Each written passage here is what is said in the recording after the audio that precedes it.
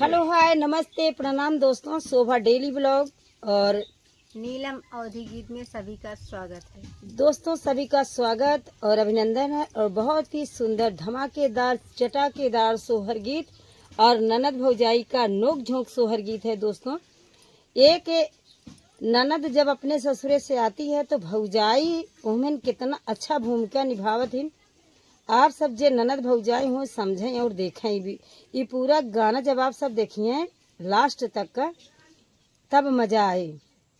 कि एक भौजाई अपने ननद का देख के कितना दुखी होती, खुश ना होती, उनके मन मन में जरत रहत है। तो आप सब सुने वीडियो के माध्यम से। घूमरत आवाई बैरनी होत नाचत पातुरिया होत नाचत पातुरिया मोरी सखिया कुल कात आवती ना नदिया हो बिरनवा घरे सोहर हो बिरनवा घरे सो अरे हो मोरी सखिया कुल कात आवती ना नदिया हो बिरनवा घरे सोहर हो बीरन वहाँ घरे सोहर हो। सब वसे उठई बीरन भैया हो तधाना सम जावई हो तधाना सम जावई हो मोरे धना आवती बाटी बाहिनी हमारी हो निहुरी पैया लागी हो निहुरी पैया लागी हो मोरे धना आवती बाटी बाहिनी हमारी हो निहुरी पैया लागी हो मना जीनी तोड़ी हो मना जीनी तोड़ी हो। आम नना दिया डेहरिया चाढ़ी बाई ठंडे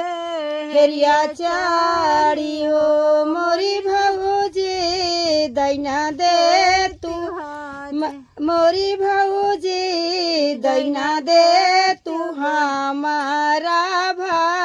तीजवा हो मैं गोड़वा पाही रहूते हो मैं हथवा पाही रहूते हो मोरी भौजी दैना दे तू हमारा तीजवा हो मैं गोड़े पाही रहूते हो मैं हाथे पाही रहूते हो मोरी ननदी लैना दे तू अपना भाती जवा हो त गोड़वा पाही रहूती हो त हथवा पाही रहूती हो मोरी ननदी भरे मुख देती तू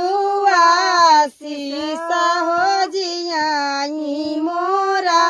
लालन हो बढ़ाई हमारा नैहर हो बढ़ाई हमारा नहीं रे हो मोरी ननदी भरी मुख देती आशीषा हो जियाई मोरा लालन हो बढ़ाई मोरा नैहर हो बढ़ाई मोरा नहीं रे हो तू ही मोरी भाऊजी से भाऊजी हो तुम्हारी सिरा साहेब हो तुम्हारी सिरा साहेब हो मोरी भाऊजी जाऊ तू रोचनमा पाहूँ चौती हो साहेबवा साथे आईती हो साहेबवा संगे आईती हो मोरी भाऊजी जब तू रोचनमा पाहूँ चौती हो साहेबवा साथे आईती हो साहेबवा साथे आईती हो मोरी भाऊजी भतीजवा का गोड़वा पाही राईती हो मैं हथवा पाही राईती हो मोरी भाऊजी भरी मुख दे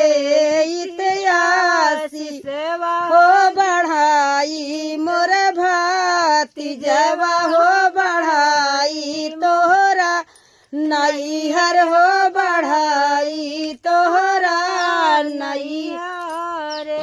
हो मोरी भाऊजी मुहना मले हे बाटे पनावा हो आशीषवा कैसे देई हो आशीषवा कैसे देई हो मोरी भाऊजी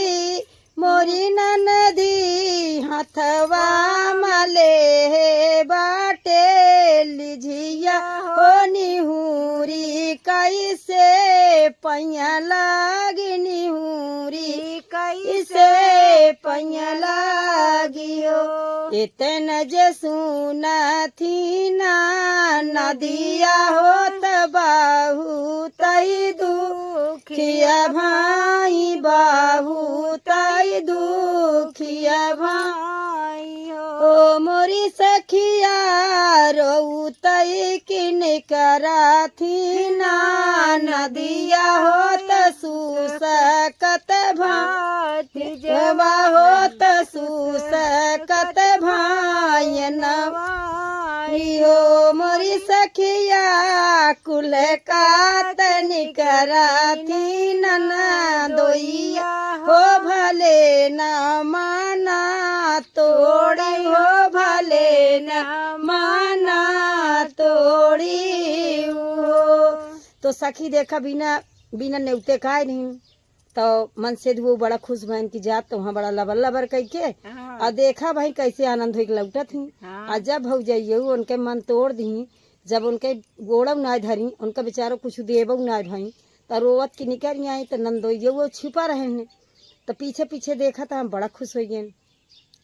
तो भैया हरे वीडियो पूरा फुलवाच करिए ना तब आनंद आई और पूरे वीडियो में तब समझ में आई और ननद भौजाई गाना या खास तो नंद भौजाई सुने ज़्यादा अच्छा रहे। तो नेक्स्ट वीडियो मिलते हैं दोस्तों, बाय बाय।